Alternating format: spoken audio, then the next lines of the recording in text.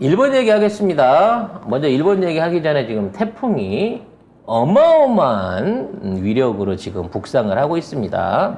그래서 저 태풍 우리나라로 들어오면 과거의 매미 때보다도 더 위험한 어떤 피해가 있을 수 있다라고 얘기를 하는데 월요일 날인가요? 저희가 방송에서 언급해드렸죠. 여기 일본 날씨에 대해서 네. 걱정할 필요 없다. 기압골에 껴있는 저 거대 태풍은 우리나라를 직접 그러니까 서해안으로 접근하지 못하고 일본으로 방향을 획 틀 것이고 그러므로 우리 같은 경우에는 이제 남부 해안이나 부산 정도, 울릉도 이쪽에서 바람 피해나 일부 폭우 피해가 있을 수는 있으나 저게 우리나라 경기도라든지 서울 지역으로 북상하는 일은 없을 거다라고 예고를 드렸었는데 그 예측대로 지금 현재 진행이 되고 있는 것 같습니다. 근데 제주하고 남해안은 그 5일부터는 태풍 영향권이래요. 흰남노? 네, 흰남노. 한남노 아닙니다. 네, 일부 그 한남노로 알고 계신 분이죠. 흰남노 쟤는 저렇게 흘러 들어오다가 결과적으로 일본으로 갈 것이다. 네, 일본 쪽으로 올라가게 될 것이고 저게 이제 일본 열도 그 육지하고 만나게 되는 순간 각도가 더 많이 90도 가까이 확 꺾어질 거기 때문에 우리 남부 해안하고 부산 일부를 제외하고는 큰 피해는 없을 것이다 라고 송 작가가 예언을 드린 바가 있죠. 자, 이런 과정 중에 기시다가 통일교와 관계를 끊겠다라고 하는 거짓말을 했습니다. 네, 거짓말이라고 사료가 되는데요. 기사 한번 정리를 해볼게요. 네, 기시다 일본 총리가 기자회견에서 자민당 국회의원이 통일교와 밀접한 관계인 게 아니냐는 우려와 의심의 목소리가 있다면서 정치에 대한 신뢰가 흔들린 것을 느끼고 자민당 총재로서 솔직히 사죄드린다고 말했습니다. 근데 통일교하고 관계를 끊을 수가 있나요? 갑자기? 다른 스폰서를 구해야지. 이제 와서? 네. 누가 있어? 통일교만큼 돈 많은 데가 어디 있어? 제가 보기에도 없다고 생각이 되는데 그죠. 아무튼 어찌 됐거나 지금 아베가 죽고 난 다음에 통일부 아니고 통일교하고 네. 연결이 됐던 일본 구구에 대한 표적 수사가 지금 본격화되고 있는 그림입니다. 뭐 이런 표적 수사를 통해 가지고 지금의 새로운 기시다의 새로운 정책을 따르지 않는 사람들이 연관돼 갖고 이제 잘릴 가능성이 매우 높아졌는데요. 결국 여기에는 돌아온 미국 외교부의 입김이 작용을 하고 있다. 그러니까 그동안 미국이 보기에는 일본이 미국 입맛대로 움직여주지 않았다는 거죠. 그래서 아마도 일본 정치 안에 뭔가 이제 새로운 세력들이 득세하게 될 가능성이 매우 높아 보입니다. 그 세력으로 지금 부상하고 있는 사람이 고노다로라고 합니다. 네, 디지털 상이죠. 그래서 고노다로가 일본 개혁을 위한 혁신적인 제안을 해왔습니다. 앞으로 일본 안에서 국회를 통한 행정부 관리들 안에서 자료 제출을 할 때 이거를 그동안은 플로피 디스크로 제출하라고 했었대요. 그래서 이걸 앞으로 플로피 디스크를 쓰지 말고 클라우드라고 하는 좋은 제도를 써서 플로피 디스크를 없애고 완전히 온라인으로 공문서를 주고받게 하겠다라고 하는 혁신적인 개혁안을 내놨다고 합니다. 도장과 팩스를 없애겠다. 그것도 아직 안 없어졌는데. 그러니까 아직 있잖아요. 그래서 저는 그러면 도장은 어디다 찍어요? 네? 클라우드 거기다가 일단 찍어서 올려야 모니터에다 찍겠죠, 이렇게. 모니터에다가 날인을 해야 되겠죠. 근데 문제는 이게 앞으로도 3개월 정도가 지나야 이게 가능하다는 겁니다. 일본이 이렇게 인터넷이 다 깔려 있나? 이제부터 깔아야죠, 그러면. 안 그게 들어가 이제 있는 3개월 부서에. 걸리는 거예요? 그게 아니고 지금 일본에서 이러한 방식으로 플로피 디스크로 각종 문서라든지 자료들을 제출하고 있는 일본 안에 정부 부처가 1990개라고 합니다. 근데 플로피 디스크 진짜 오랜만에 들었는데 그거 우리나라에서 사라진 지 되게 오래되지 않았어요? 전 세계에 플로피 디스크를 사용하고 있는 나라는 미국하고 일본뿐이죠. 미국에서도 플로피 디스크를 사용해요? 네, 미국에서도 미국은 왜 그러는 거예요?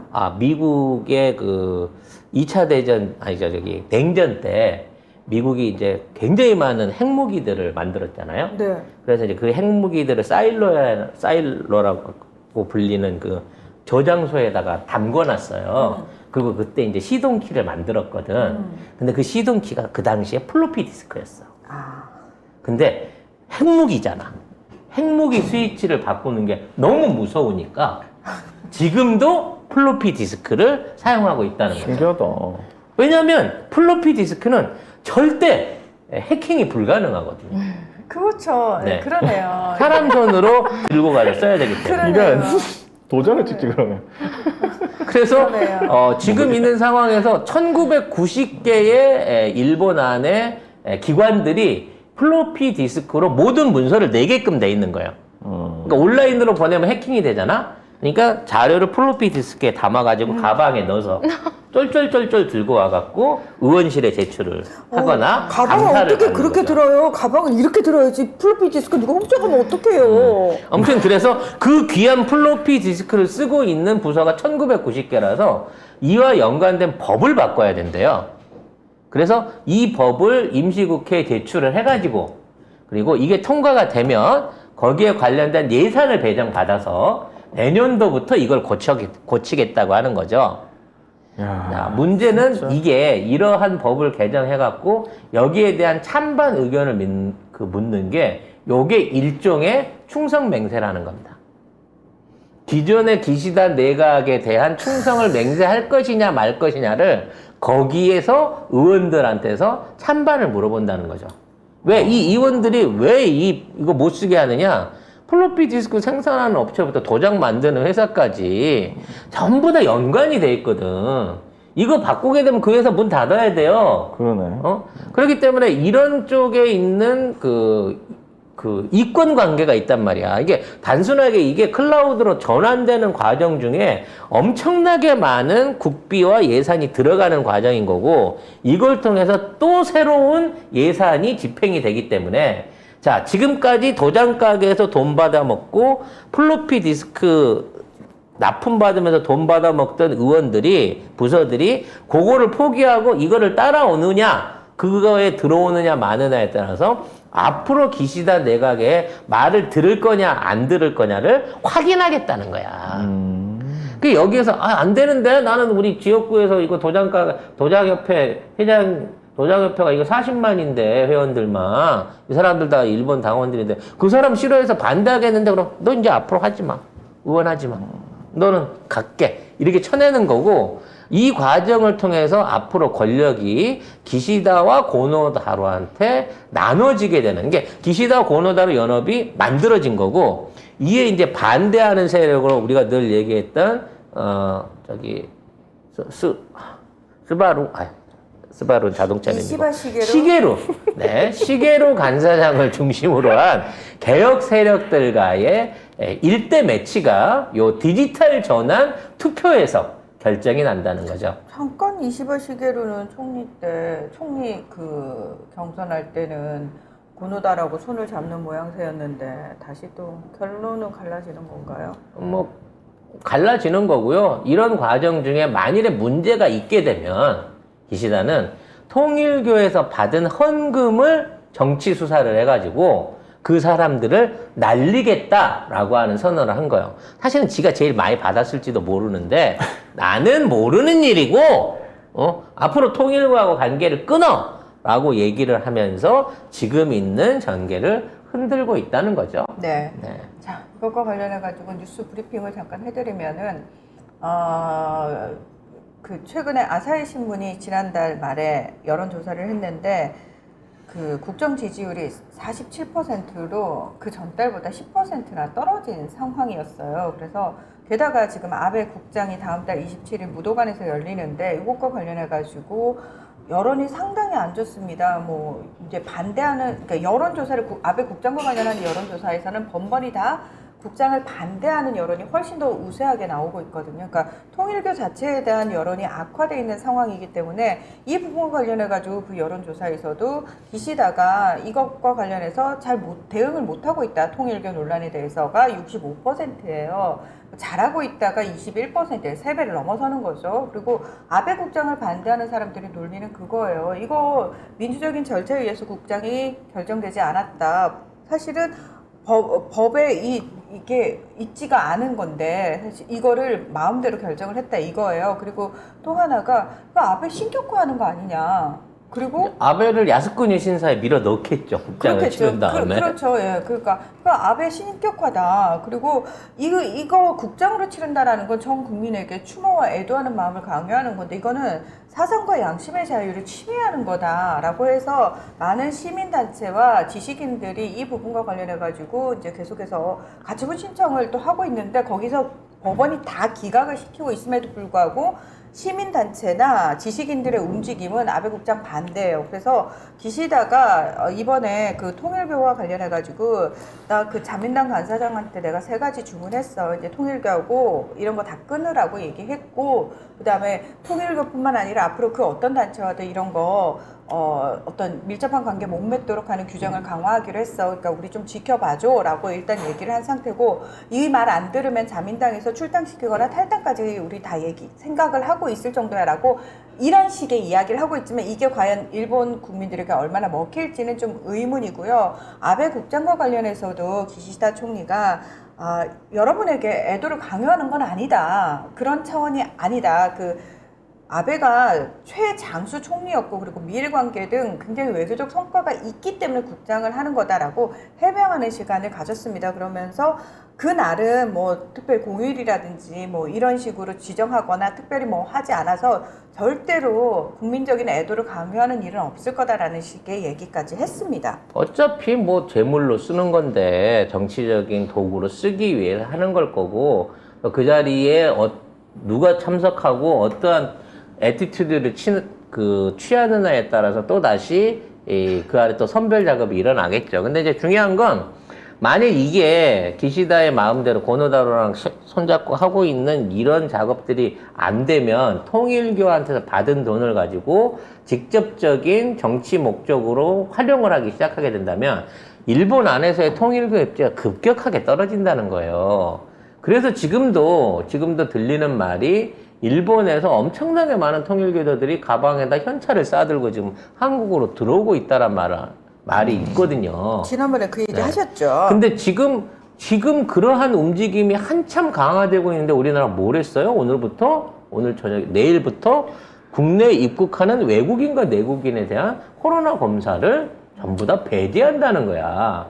그럼 전 세계에서 코로나가 제일 많이 퍼져 있는 나라가 어디죠? 일본이라는 겁니다. 우리나라 아니에요 지금? 아니에요. 우리나라는 비율로 높은 거고 절대적인 숫자로 일본이 훨씬 더 많죠. 그래서 그런 사람들을 우리가 정밀하게 코로나 검사를 해갖고 이거를 필터링을 하면 그 사람들을 일본 애들 중에 아마 입국자들 중에 20%에서 40%는 아마 코로나가 나올지도 몰라요. 그래서 이러한 절차를 안 거치고 입국할 수 있게 해주는 것도 이것도 뜬금없는 이 조치가 결국은 통일교 때문이 아니냐라고 하는 이런 일각의 음모론이 있다. 라는 기사 말씀까지 보니까 덧붙이고 싶네요. 통일교에서 일본으로 넘어간 돈이 매년 1,000억씩 들어왔대요. 그게 이제 일본으로 안 들어가면 어디로 갈 것인가? 제 생각에는 국내에서 조만간 통일교가 딜을 치겠죠. 국내 정식 종교 단체로 승인을 받고 싶다라고 하는 딜을 칠 거고 세계일보가 조만간 군부를 떼지 않을까라는 예상을 해보게 됩니다. 세계일보가 있었군. 지금 일본은 지금 여러 가지 재난 상황을 닥치고 있고 뭐 전력 부족부터 문제가 심각하거든요.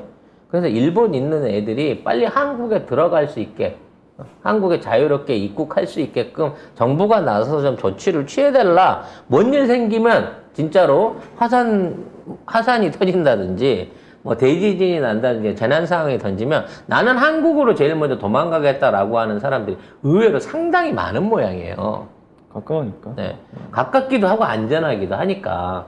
그리고 정서상으로 봐도 딴 데 가는 것보다는 한국이 낫다라고 생각하는. 우리랑 정서가 안 맞는데? 지들은 맞아. 지금 친일 정권이니까. 야, 지금은 맞죠. 윤석열에 대한 기대치가 큰 거거든. 일장기도 서울에 거는데 뭐. 아니야 얘들아 걔 얼마 안 남았어.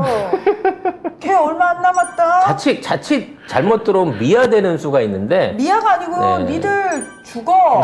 아니야, 같이 근데 죽어. 들어오면 뻔뻔하게 주저앉을 가능성이 높아요. 아이고 들어온다고 다 주저앉을 수 있나? 그러니까 우리 법을 바꾸잖아. 이민법도 바꾸고, 뭐 이런 지금 법무부에서 이민법도 바꾸고. 뭔 걱정을 해? 왜? 이재명 당대표님 지금 당대표 된 지 며칠 만에 하는 거 못 봤어? 그렇지? 잘 이재명- 막아낼 수 있게 당연하지. 되겠죠. 네. 이재명 대통령이 아니고 마음 그거는- 속마음이 이재명 당대표. 아니 무슨 야당 대표한테 대통령한테 원하듯이 원하는 게 많아 지금. 그냥 내 지금 마음속 대통령이 지금의 지금 대통령이라고 예. 없는 수준이니까. 하는 행동이나 모든 업무 처리는 다 대통령급으로 하고 계시잖아요. 저는 개인적으로 이재명 당대표께서 자꾸 속마음이 나오네. 예. 이순신 장군의 환생이라고 생각을 합니다. 충분히 해주실 거다.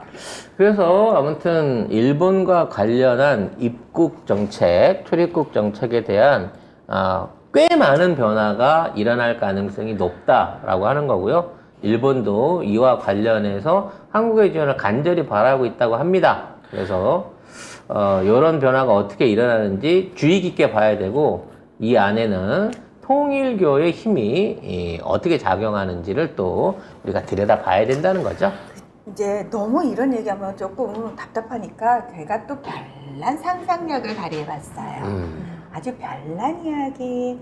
저는 왜 이재명이라는 인물이 지금 이 시대에 부각을 하는 것인가? 사실은 많은 무속인들께서 이재명 당대표를 그 전부터 장수의 비유를 하셨어요. 근데 저는 왜 이 사람을 장수의 비유를 했느냐? 그리고 이분의 특징을, 이분이 타고난 사주를 어떻게 풀이를 많이들 하셨냐면 공통적으로 맞으면 맞을수록 강해지는 사람이다. 그런 사주를 타고났다라고 얘기를 하더라고요. 그래서 저는 그냥 하는 행동이 좀 거칠어서 그렇게 얘기하는 건가? 라고 그냥 막연히 그냥 그렇게 생각하고 넘겼어요. 근데 최근 들어서 돌아가는 모양새를 이렇게 보니까 이분은 그냥 저의 별난 상상력이에요. 이순신 장군의 환생이로구나. 그래서 예전 이순신 장군이 가지고 있었던 그 모든 성향이 다 나오는구나. 왜? 이순신 장군이 어떤 분이셨습니까? 장수이긴 하지만 굉장히 스마트한 사람이에요. 이 사람은 문학적으로도 글도 잘 썼어요. 난중일기 기억하시죠? 꼼꼼해. 굉장히 장수치고 그렇게 꼼꼼할 수가 없어요. 다 남겨놨어요. 사생활 관련해가지고 심지어 원균에 대한 욕도 더럽게 다 남겨놨어요. 예, 난중일기에 다 있어요. 유일하게 끈질기게 처음부터 끝까지 욕만 나오는 사람이 원균입니다. 그래서 예. 원희영이 그렇게 뭐 대장동 1차 강산이 하면서 그렇게 적개심을 보인 게 그거였구나. 그래서 지금 보세요. 지금 그리고 통일과 말씀하시지 않았습니까? 다시 토착일구들이 준동을 하고 저 외놈들이 준동을 하는 시기에 이 나라를 구할 자 누구냐? 이순신 장군의 환생인 이재명 대통령밖에 없다. 저는 우연은 없다라고 생각합니다. 이게 다 필연이다. 예, 저의 별난 상상력이었습니다. 이순신 장군에 대해서 조금만 파보시면 이재명 대표님하고 공통점이 굉장히 많이 찾으실 수 있을 겁니다. 거기까지. 결과적으로 난세가 영웅을 만든다고 하는 삼국지의 오래된 그 명언이 있습니다. 결국 난세에서 그 역할을 할 수 있는 사람이 영웅이 되는 거고요. 성공과 실패를 떠나서 그러한 역할을 할 수 있는 우리 시대가 만드는 시대 정신이 지금 이재명 당대표를 만들었고 3일 만에 벌써부터 어마어마한 일들을 빠르게 지금 쳐나가고 있기 때문에 지금 너무나 절망적이었던 우리들의 지난 3개월이 9월부터는 달라지지 않을까라는 희망을 갖고 보게 된다는 것이죠.